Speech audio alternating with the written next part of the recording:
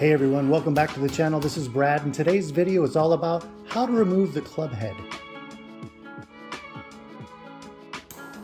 I'll show you the three most common types of shafts and club heads that I've encountered in my restorations. Maybe even some you've never even seen before.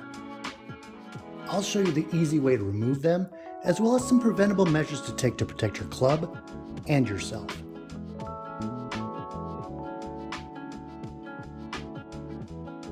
The first type is the most common type in modern clubs, and that is the club head is held onto the shaft with a very strong epoxy. Now, an epoxy is like a glue with two parts, a resin and a hardener. And when you mix those two parts together, they provide a very, very strong bond. And the only way to break that bond is through heat. Now, depending on the type of epoxy you used, the melting point, or the point at which the epoxy breaks down, is anywhere from 140 degrees to over 250 degrees.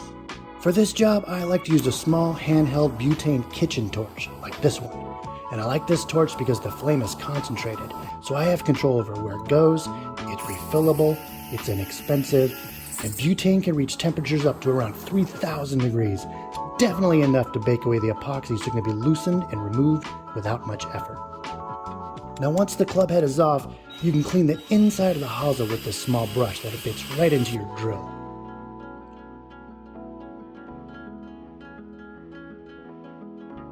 The next most common type that I've seen is called a pinned shaft. In this style, the head of the club is secured by a metal pin that's tapped into the club head through the shaft itself. Now to remove it, you're going to need a small pin punch like this and a hammer.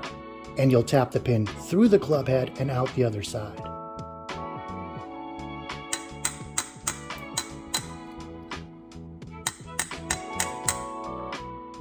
Now I'm making this job look much easier than it is for the sake of instruction. Some of these are really challenging to get out, and you're going to need a little convincing from your BFH.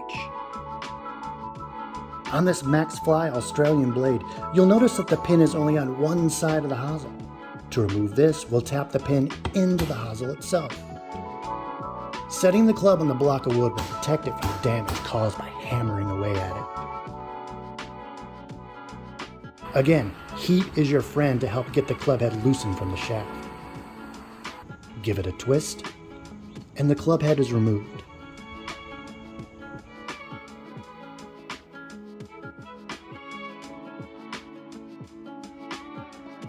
Now the next one might surprise you. At first glance, it just looks like a standard shaft held together with epoxy, but as you can see, the club head and shaft are actually threaded like a screw.